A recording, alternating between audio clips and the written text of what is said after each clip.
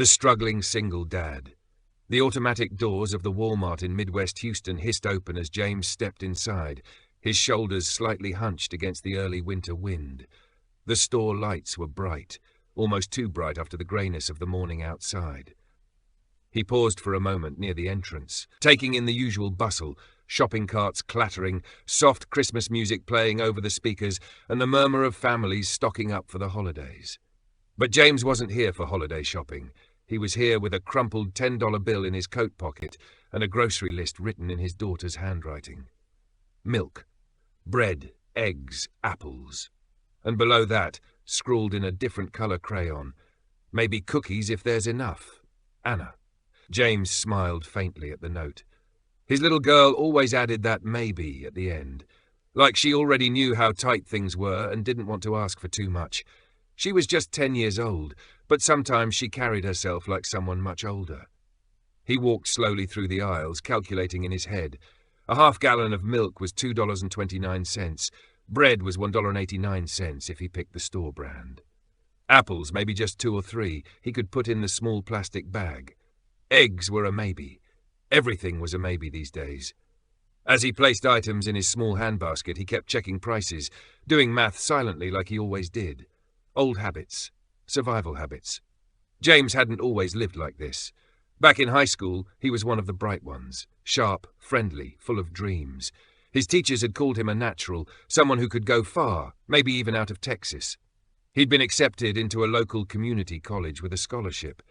His future was sketched out like a neat road map. Then came the accident. It was a rainy evening, the kind where headlights blur and tires slip. His parents had gone out for dinner. A treat, they said, just the two of them. They never came back. James got the call at 2 a.m. He remembered the silence in the room when he hung up, how the ticking of the clock felt like thunder, how the weight of it all settled on his chest before he even had time to cry. They had left behind a stack of debts, credit cards, unpaid bills, hospital charges. The life insurance was small, barely enough to cover the funeral. James, barely 19, stepped into the adult world not with ambition, but with obligation. He dropped out of college and started working odd jobs, cashier, warehouse loader, janitor at a school on the south side. Anything that paid. By 23, he'd paid off most of the debt. But the years had chipped away at him. Some of his friends had graduated, moved on, built careers. James stayed behind, grounded by life's cruelty, raising his head just enough to breathe. Then came a short stretch of sunshine, when he met Emily. She worked at the diner he had just started waitering at, serving coffee and smiles. She was kind, warm, and funny in the way people who've known sadness often are. They fell in love fast, and when Anna came into the world, James felt, for the first time in years, like maybe things would be okay. But happiness was fleeting. Emily passed away just after Anna's 7th birthday, a sudden illness, the kind you don't see coming. James was alone again, this time with a daughter depending on him. That was 3 years ago. Now 32, James was still in Midwest Houston, trying to keep things together with a job that barely paid minimum wage in a city that seemed to grow more expensive by the day. Rent was late. His car made a strange noise every time it started, and groceries were a math puzzle he solved with sweat in his palms and hunger in his stomach. Back in the store, James looked down into his basket. He had 5 items, too many. He took out the eggs, then the apples. He picked up a small pack of cookies, looked at the price and sighed. Back on the shelf they went. Anna would understand. She always did. But that didn't make it easier. As he approached the checkout line, he passed a couple chatting and laughing, their cart full to the brim. Holiday lights, snacks, soda, a big stuffed reindeer on top. He didn't begrudge them, not really, but it did make his heart twist just a little. The woman in front of him at the register glanced at his basket, then back at her cart. "You got everything you need, Hon?" she asked kindly. James offered a polite smile. "Just the basics today."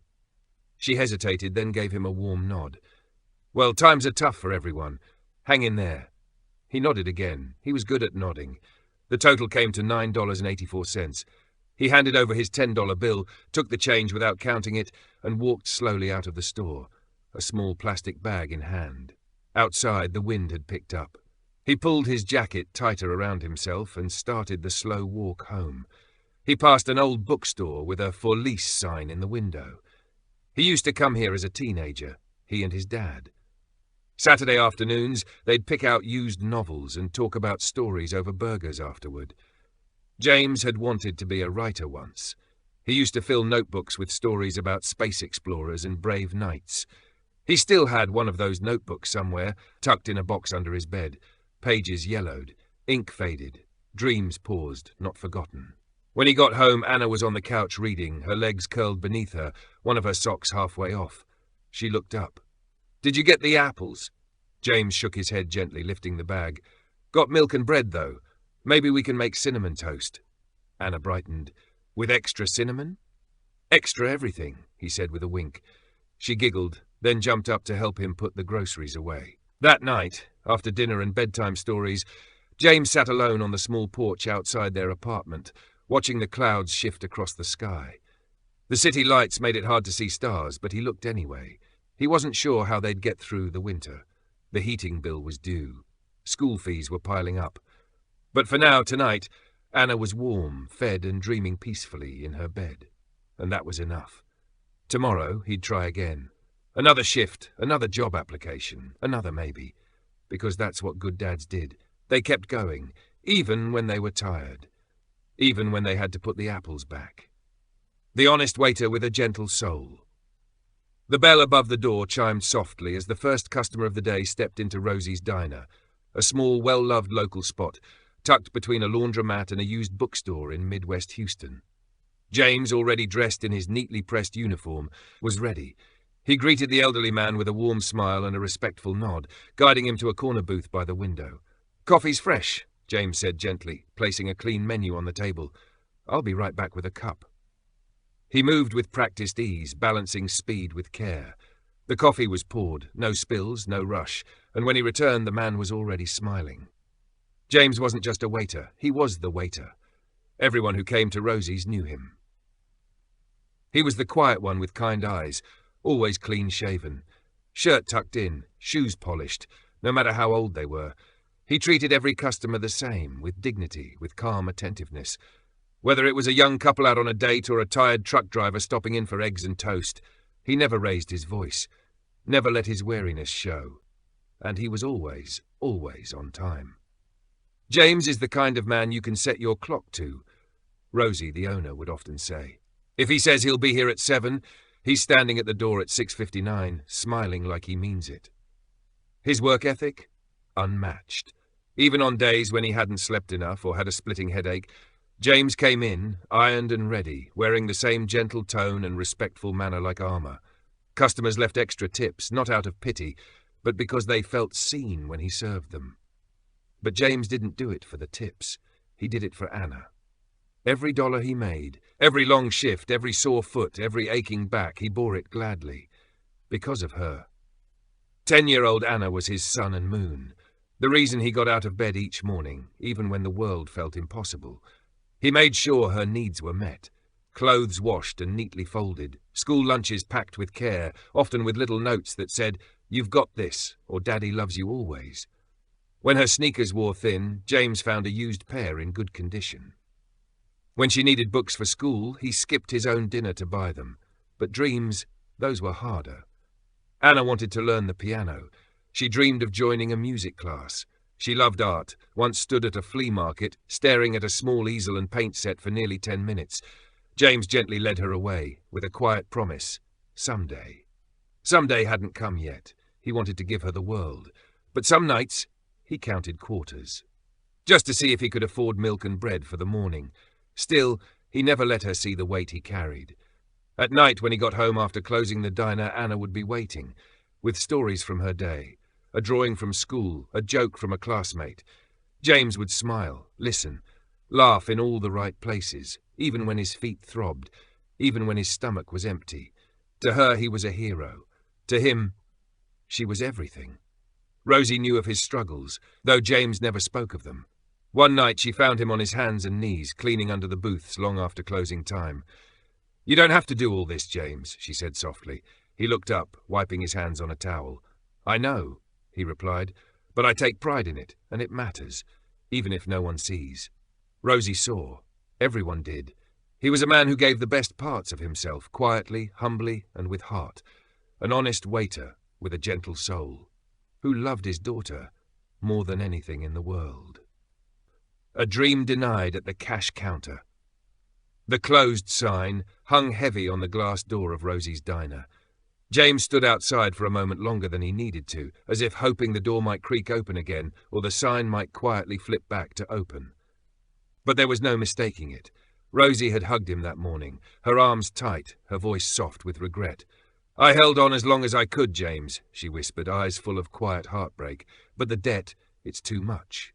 James had only nodded, offering her a small, understanding smile, even though something deep inside him was sinking fast. Now, no job, and the festive season just around the corner, James found himself staring at a kind of uncertainty he thought he'd left behind long ago.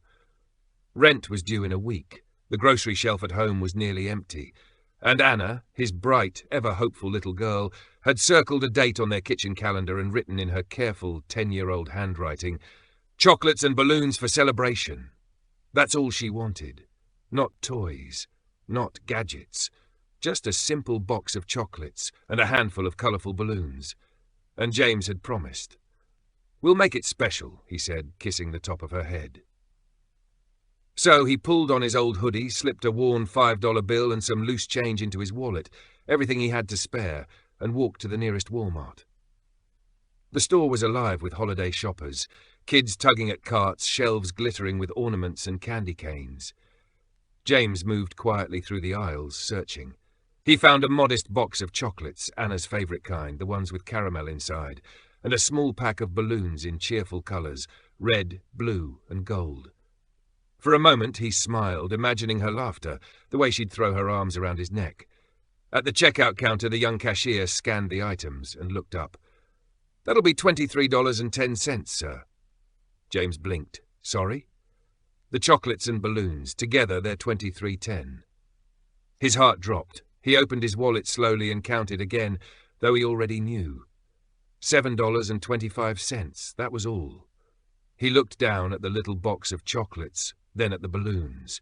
His hands trembled slightly as he reached for the chocolates, then pulled back. I'll just take the balloons," he said quietly, almost a whisper. The cashier gave him a kind, knowing glance. "No problem, sir," she said, removing the chocolates from the bill. He paid, and stepped away with a small bag that now felt both precious and painfully empty. Outside, the sky was painted in soft orange and fading pink. Festive lights flickered from store windows, like tiny stars twinkling in the dusk. James walked home slowly, clutching the balloons like he was carrying something fragile.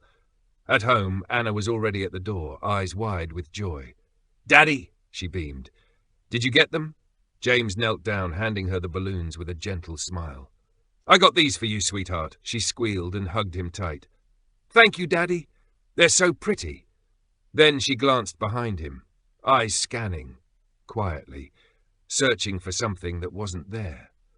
James kissed her forehead and held her a little longer than usual. She didn't ask about the chocolates, and he didn't explain. But as he watched her dash across the living room, laughter trailing behind her as the balloons bounced in the air, James felt both love and heartbreak swell in his chest. He had given her all he could, and for now, that had to be enough. The sound beneath the Tesla. The walk home from Walmart felt heavier than usual.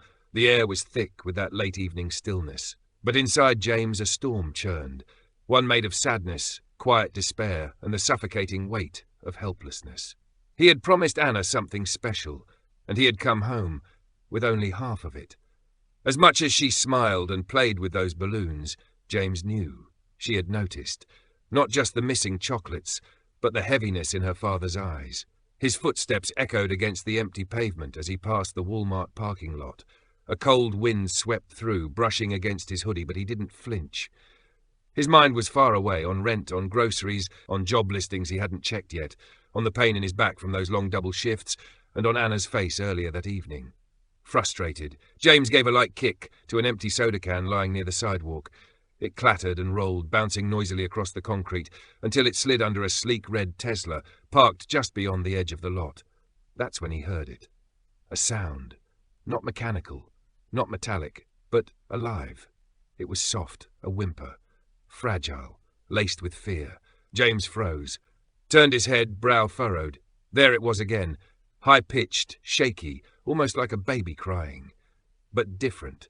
He rushed toward the Tesla, crouching low, pressing his hand to the cold ground to steady himself, and peered underneath. His breath caught in his throat. There, curled into itself, trembling, was a small French Bulldog. Its tiny body was pressed tight to the pavement, ears twitching, eyes wide with panic and exhaustion. Its white and brown fur was matted with dirt, its tiny chest rising and falling in short, frantic breaths. James's heart broke. "Hey, hey! It's okay!" he whispered, gently lowering himself further. He stretched out a hand, voice low and calm. "I'm not going to hurt you, buddy." The little dog shifted slightly, but it was clear he didn't have the strength to run. Terrified, but not aggressive, just lost. James kept his voice soft, his movements slow. After a few quiet words and a little patience, he slipped his hand under the dog, coaxing him out gently. The dog didn't fight it. He just collapsed, right into James's arms, trembling. James sat back on the curb, cradling the little creature like something delicate. The dog's ribs showed through his fur. His paw pads were scraped raw. He looked like he'd been out here for days. James reached into his Walmart bag, pulling out the bottled water he'd grabbed for himself. He twisted the cap and poured a little into his cupped palm. The dog licked at it quickly, gratefully, still shaking. "There you go, buddy," James said, voice barely above a breath. "You're okay now." Time passed in silence. The Frenchie curled tighter into his lap, as if maybe he believed it. James looked around. No collar, no leash, no owner in sight. Just a tired dog under a luxury car, and a man carrying the weight of the world. "What am I supposed to do with you?" he whispered. But even as the words left his mouth, he already knew the answer. He stood, slowly, tucking the dog against his chest, the same way he used to carry Anna when she was small. "Come on," he said softly, beginning the long walk home. "You're coming with me." Heartfelt and full of feeling. Each moment lingers, allowing the emotion to gently settle. Anna's hopeful heart. The evening breeze rustled gently through the small front yard as Anna sat on the worn-out couch near the window, her little frame still, but her eyes, they were alive with hope. She peeked through the curtain, again and again, watching, waiting. Then she heard them. Those familiar footsteps, the sound of her father's shoes, crunching softly on the gravel pathway. A spark lit up her face. With a burst of excitement, she leapt from her seat, bare feet padding across the floor. "Papa's home! Finally!" she whispered to herself, a grin spreading across her cheeks, her fingers fumbling eagerly at the doorknob. She flung the door open, full of hope, full of joy, expecting to see her papa, standing there with a big smile, a box of her favourite chocolates in one hand, balloons in the other. But instead, she saw only the balloons. Bright, floating, but incomplete. James stood there quietly, his shoulders heavy, his eyes brimming. He tried to smile, but his lips barely moved. Anna's eyes shifted from the balloons to his face, searching. Her joy paused. She didn't say anything. Not yet. And inside James's chest, his heart quietly shattered. She was waiting for something simple, something small. And I couldn't even give her that, he thought. He stepped inside slowly, his steps tired. He placed the balloons on the little table, his hands lingering there, as if unsure what to do next. He didn't speak. He didn't have to. His silence said it all. Anna stared at the balloons. Bright colours, red, gold, blue. They danced softly in the air, but her eyes, they didn't dance. Then she looked back at him. There was disappointment, flickering just beneath the surface. But she didn't cry. Not yet. She simply whispered, "It's okay, Papa," though her eyes told a different story, and James, he didn't break down. He didn't fall apart. But in the quiet of that tiny room, with the sound of balloons gently tapping the wall behind them, his heart wept silently. A daughter's heartbreak. As soon as James stepped fully into their small, dimly lit home, Anna ran to him, arms wide open. She threw herself against him, her little arms wrapping tightly around his waist, her cheek pressing softly to his chest. "Thank you, Papa!" She squealed, rising up on her toes to plant tiny kisses on his stubbly cheeks. Her joy, it was pure, it was warm, it was love in its simplest, brightest form. Then Just as quickly, she pulled away. Her eyes sparkled with excitement as she glanced around, to the table, into the shopping bag, then behind her papa's back. "Papa," she asked, her voice light, curious, full of the soft hope only a child carries. "Here are the balloons. But where are the chocolates?" James froze. His breath caught. His throat tightened. For a moment, he couldn't even look her in the eye. That innocent question, it cut deeper than anything else could. His fingers trembled as he gently set down the last balloon, its string slipping slowly from his hand. Then he crouched beside her, trying to summon a smile, fragile and trembling under the weight of his guilt. I did bring them, sweetheart," he whispered, his voice barely holding together. "But all the good chocolates were gone, and I couldn't bring you those cheap ones. I didn't want my princess to have anything less than the best."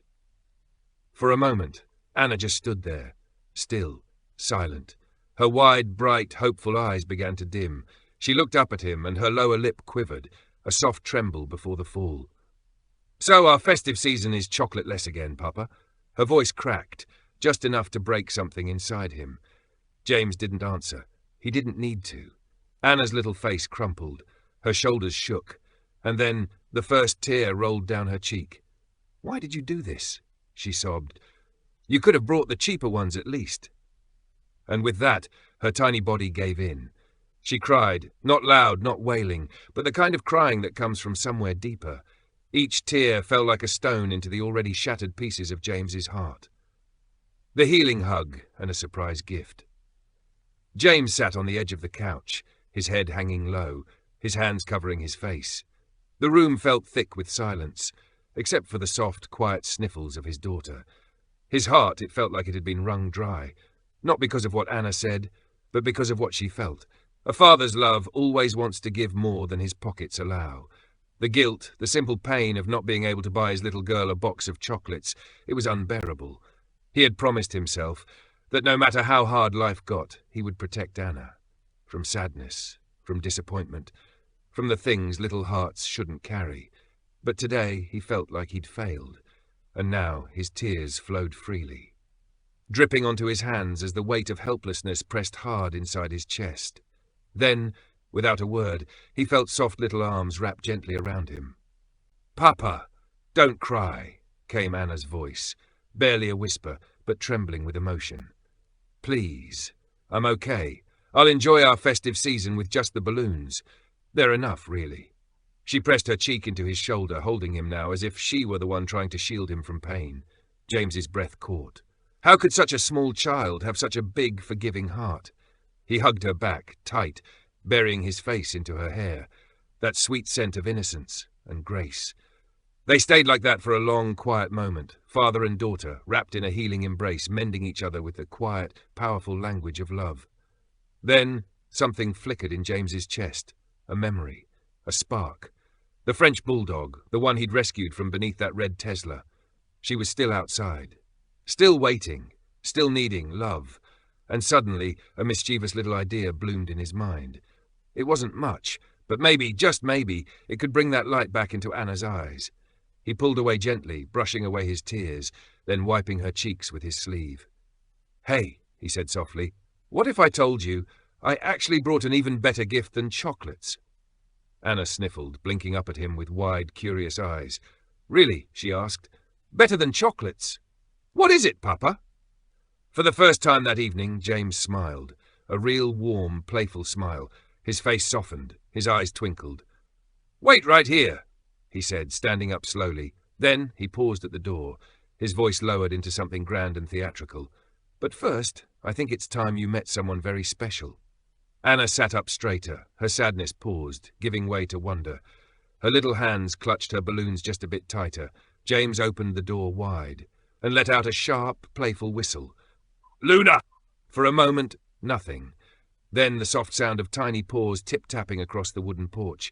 And there she was, trotting inside, ears flopping, eyes bright, tail wagging like a metronome set to joy. The French Bulldog. No collar, no leash, but she walked in like she belonged. Anna gasped. Her mouth fell open. The balloons slipped from her fingers and floated gently to the floor as she jumped to her feet. "A puppy!" she squealed. Is she ours?" James knelt beside the little dog, his hands stroking her back. She needed someone, he said gently, just like we did. Without a second thought, Anna darted across the room and dropped to her knees beside Luna. She ran her hands through the soft fur, laughing and crying all at once. "She's perfect! Oh, Papa, I love her! I love you!" Then she threw her arms around him with every ounce of love her little body could hold. "This is the best festive gift ever!" James held her close, and this time his tears were different, not of sadness, but of relief, of joy, of gratitude. "Her name is Luna," he whispered, smiling into his daughter's hair. "She's ours, if you want her to be." I do! Anna shouted, already tickling Luna's tummy as the dog rolled over with glee, and just like that the heaviness lifted. The ache of missing chocolates melted into the background. What remained was something far greater. Laughter, balloons swaying in the air, a dog's gentle bark, and the warmth of hearts healing together. In that modest little home, with nothing fancy but everything they needed, they had found something special. Not just family, hope, a bond beyond measure. From the moment Luna trotted into the house, her little tail wagging, those eyes full of quiet affection, something deep and beautiful began to bloom.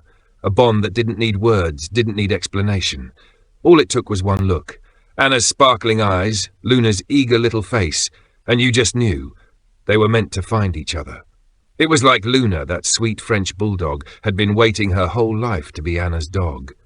And Anna, well, maybe she'd been waiting her whole life for Luna too, even if she didn't know it. That very first night, Luna curled up right beside Anna on the small mattress they shared in the corner of their cozy room. She tucked herself into the crook of Anna's arm, her tiny chest rising and falling right in rhythm with the little girl's, and as Anna drifted off, her hand resting gently on Luna's back, a smile crept across her face. A real, peaceful smile, the kind she hadn't worn in what felt like forever. From that day on, they were inseparable. Wherever Anna went, Luna was right behind her. Skipping barefoot in the tiny backyard, Luna followed. Colouring on the kitchen floor with broken crayons, Luna was there. Sitting by the window to watch the sky change colours in the evening, Luna was curled up close, her tail softly tapping, ears alert, always watching, always there. When Anna brushed her teeth in the morning, Luna waited by the door. When she ate cereal, Luna rested her chin gently on Anna's foot. And when it came time for schoolwork, papers spread out across the floor. Luna would lay beside her, patient and calm, like she understood every single moment mattered. They played for hours. Anna tied ribbons to Luna's collar, pretending she was royalty, gave her all kinds of silly nicknames, Princess Snuffles, Captain Cuddlepaws. They made up games only they could understand. Luna chased soap bubbles in the air, barked at her own reflection, even got stuck under the couch trying to fetch Anna's socks, and every time, laughter filled that little home like sunshine pouring through the cracks. And James? He watched it all from the background. He saw it, the way the shadows in Anna's eyes began to lift, the bounce that came back to her step, the way her drawings, once so quiet, so lonely, now overflowed with bright suns, flowers, and always, a little brown dog beside a girl in a pink dress. At night, when James crept in to check on her, he'd find Anna sound asleep, wrapped in dreams, with Luna curled at her feet like a little guardian of peace, her breathing soft, her face calm.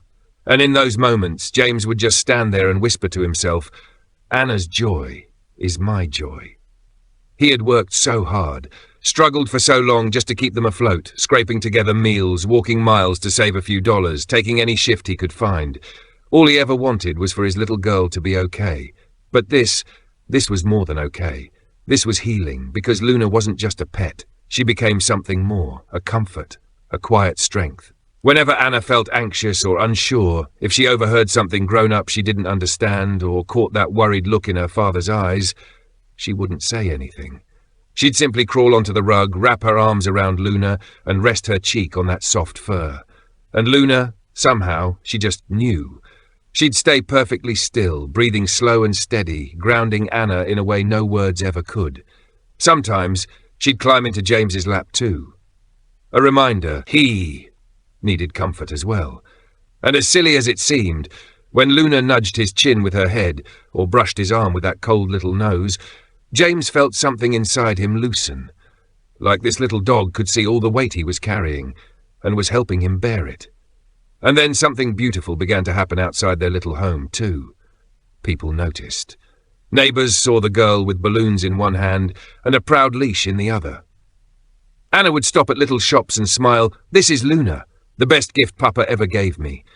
And Luna, almost like she understood, would puff her chest or roll over for a belly rub, charming every passerby. At the park, Anna sat on the swings while Luna ran circles around her, barking with joy. Other kids came running, curious, and Anna, once shy, quiet, suddenly lit up, telling Luna's story like it was straight out of a fairy tale. She was under a red car at Walmart, she'd say, eyes wide, all alone, but my papa saved her, and now she's my best friend. And from a distance James would watch, lukewarm coffee in hand, worn-out coat wrapped around him, and yet feeling richer than he ever had before. Anna would run to him, breathless. "Papa, Luna sat when I told her to. She's learning." Or, "Papa, she followed me all the way without pulling. She's so smart, isn't she?" And James would crouch, look Luna in the eye, and smile. "You sure are, girl. You sure are." The bond between Anna and Luna couldn't really be explained. It could only be felt, lived. It was in the quiet moments, the shared glances, the simple act of being.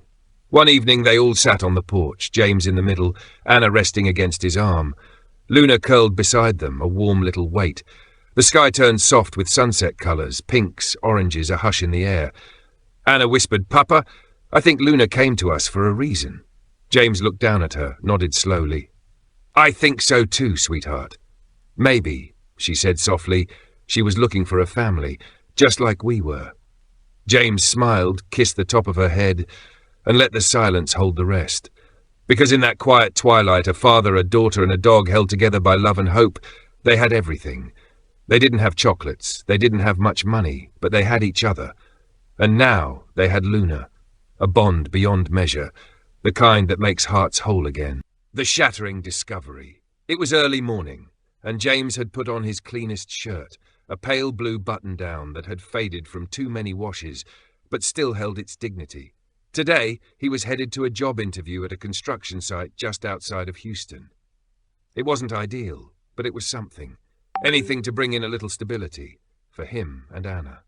The city buzzed with life as he waited at the bus stop, holding a worn folder containing his resume and documents. As the breeze flipped through the pages of a newspaper left abandoned on the bench beside him, James's eyes landed on something that made his heart stop, right there, in bold black letters. Missing French Bulldog. Reward for safe return. Below the headline was a photo, unmistakable.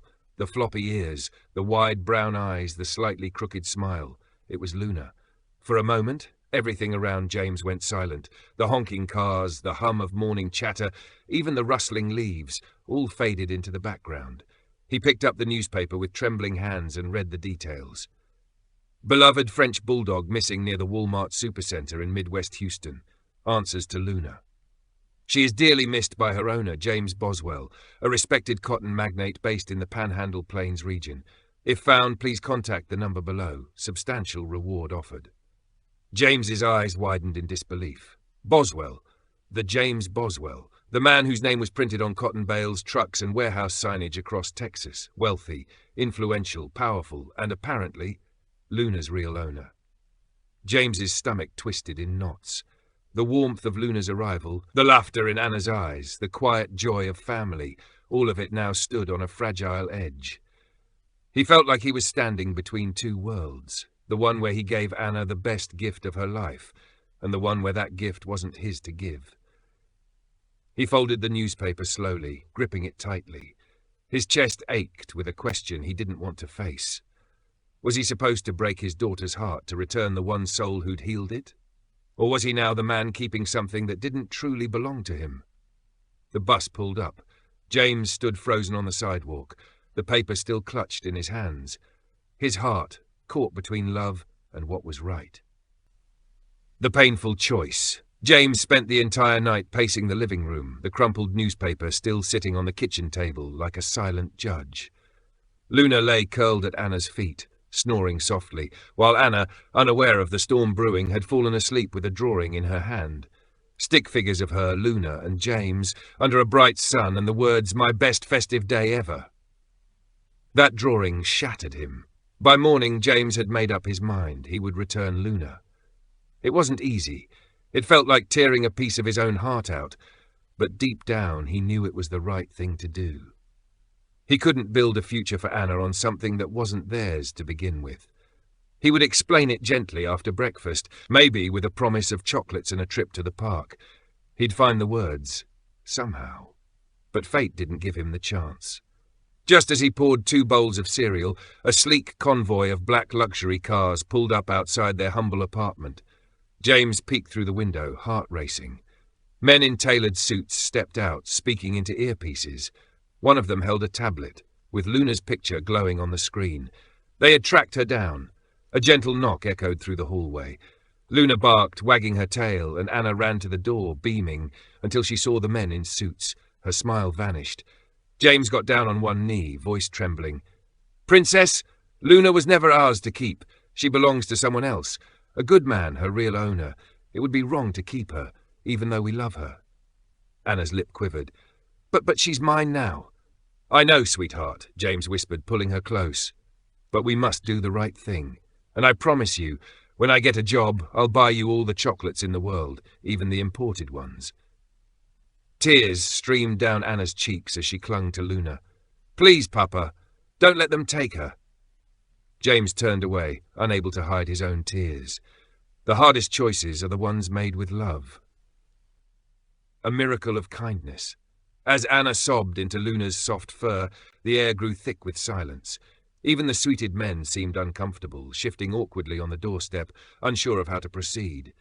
The little girl's cries, raw and innocent, cut through the morning stillness like glass. From behind the line of cars, a tall man stepped forward. He was older, dressed in a beige overcoat, his silver hair swept neatly back. His face bore the lines of experience, but also a softness, something gentle in the eyes. It was James Boswell himself, the cotton magnate whose name was known across Texas. He took in the scene quietly, Anna's tear-streaked face, Luna's wagging tail, and James's torn expression, and something in his heart shifted. With a slow, measured step, he approached the father and daughter. Everyone stood still, watching. James stood up, wiping his eyes quickly. "Sir, I was going to call you. I was going to return her today. Boswell raised a hand, gently interrupting him. "I saw enough," he said calmly. Then he knelt beside Anna, whose arms were wrapped tightly around Luna. "You love her very much, don't you?" Boswell asked softly.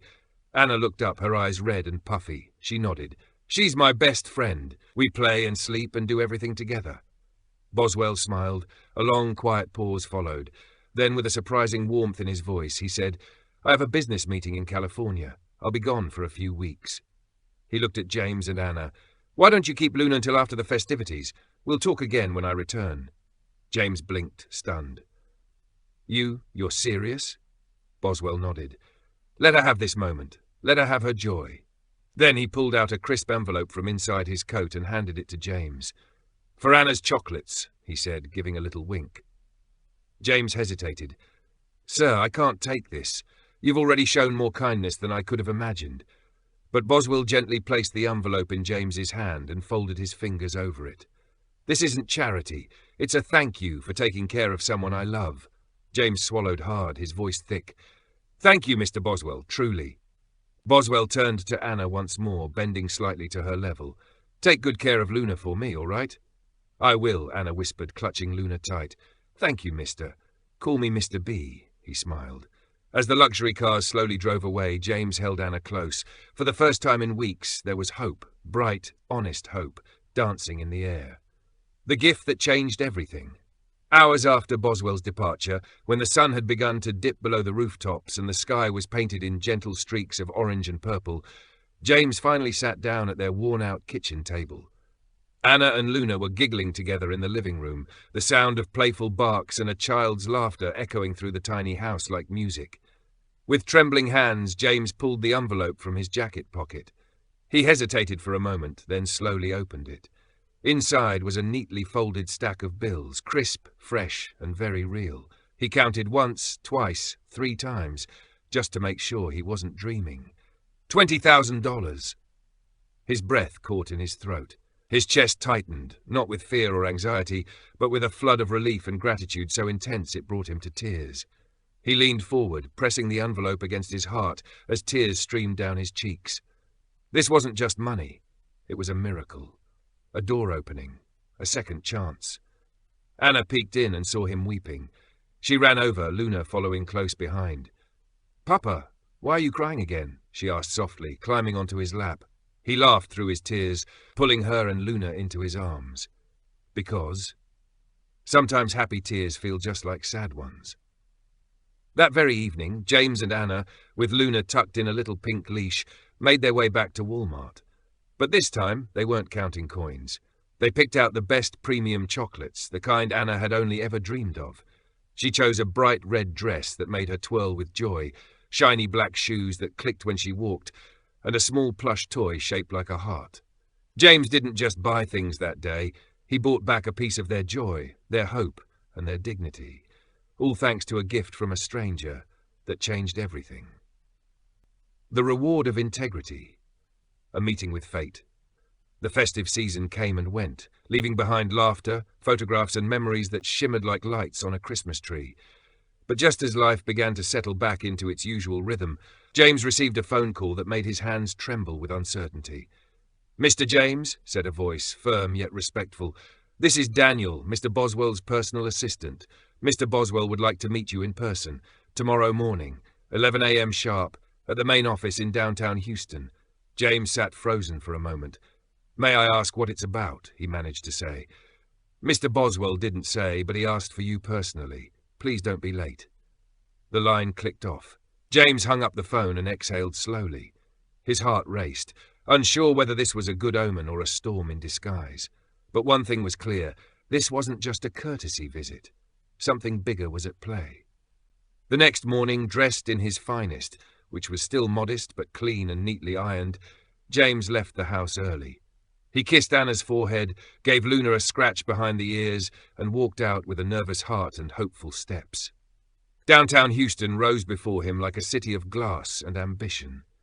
When he arrived at the address, he found himself standing before an elegant high-rise building, its polished exterior gleaming in the morning light. He checked his watch. 10:47 a.m. Early, just the way he'd always been taught. At 11 a.m. sharp, the receptionist guided him down a long corridor. At the end, a massive oak door swung open, revealing a sprawling office with high ceilings, leather-bound books, and a panoramic window view. Seated at the desk in a tailored suit and gentle smile was James Boswell, a humble hero. Boswell stood as James entered the room, a gentle smile forming beneath his salt-and-pepper beard. He extended his hand warmly.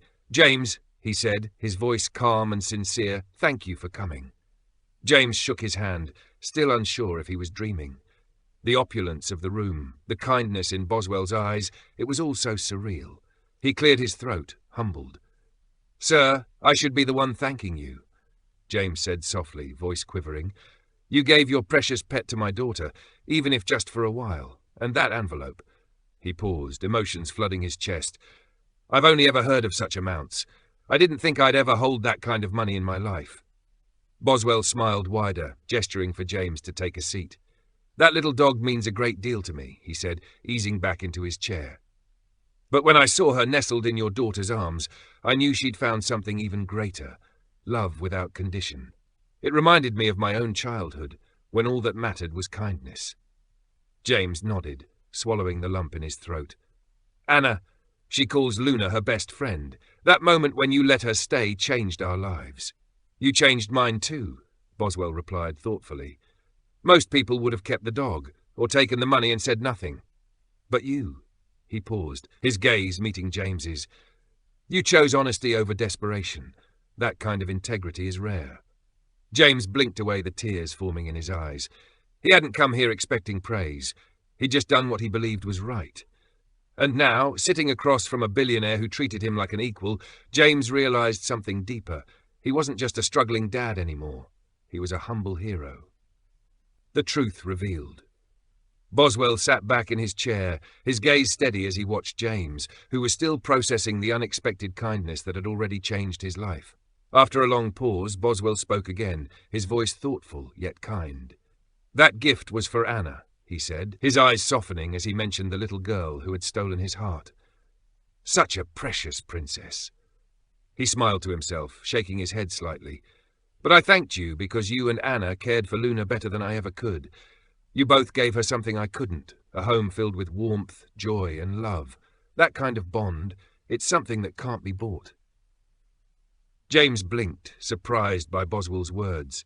He hadn't expected this. He had expected gratitude, perhaps, but not this deep level of recognition.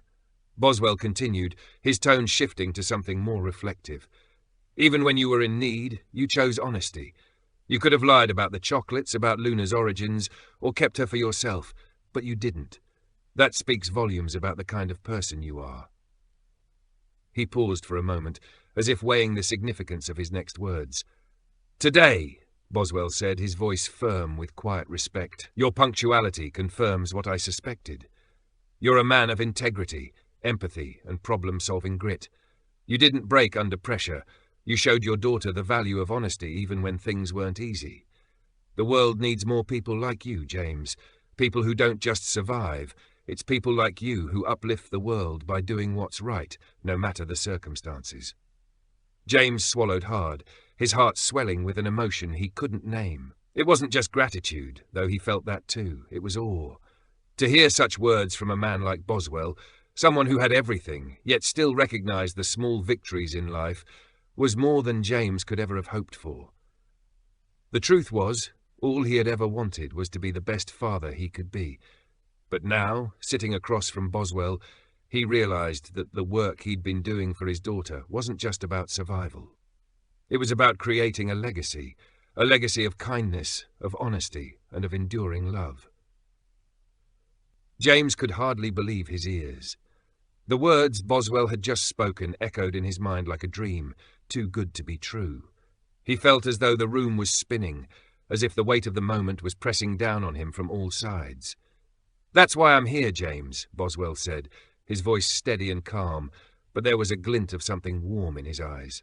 I'd like to offer you the position of Houston Regional Head, your annual package, $200,000, plus a home and company car. James's knees nearly buckled beneath him. The world seemed to tilt, and for a moment he couldn't find his footing. He stared at Boswell, unable to form words. This wasn't just a job offer, it was the opportunity of a lifetime. It was the chance to give Anna the life he had always dreamed of providing for her, to step out of the shadows of financial hardship and into a future filled with promise. Congratulations, Boswell continued, the warmth in his voice growing. You've earned it, James. Oh, and one more thing. Boswell's smile widened as he looked at James with a mischievous glint. Be on time Monday. James's heart swelled with gratitude and disbelief, his mind racing to comprehend the enormity of what was unfolding. He had gone from struggling to make ends meet to being handed the keys to a new life, one that he had never dared to imagine. As laughter filled the room, James stood there, a tear slipping from the corner of his eye.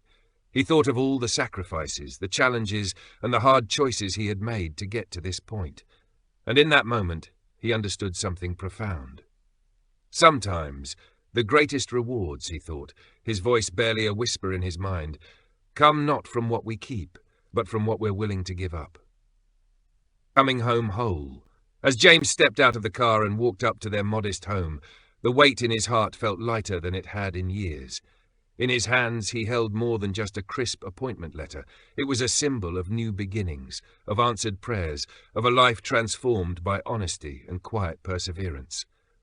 Before he could knock, the front door flew open. Anna came running out, her eyes sparkling. "Papa, where did you go? You were gone so long." James knelt down, his hands trembling as he held out the envelope. "I went to meet someone very important," he said softly, eyes brimming with emotion, "someone who believes in us."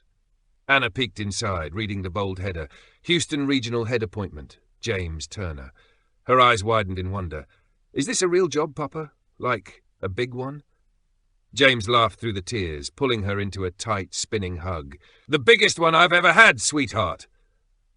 Before they could catch their breath, Luna came bounding through the doorway, ears flopping, tail wagging like a happy drumbeat. She jumped up, trying to squeeze into the joyful embrace. The three of them, Father, daughter, and dog tumbled into a bundle of laughter and love on the front lawn. The sun bathed them in golden light, as if the universe itself was smiling down on their moment. It wasn't the salary, the title, or the new house that made them feel rich. It was this laughter, this loyalty, this love. In that instant, James knew they were whole, not because of what they had gained, but because of the honesty that had guided their hearts and the love that had never let them fall.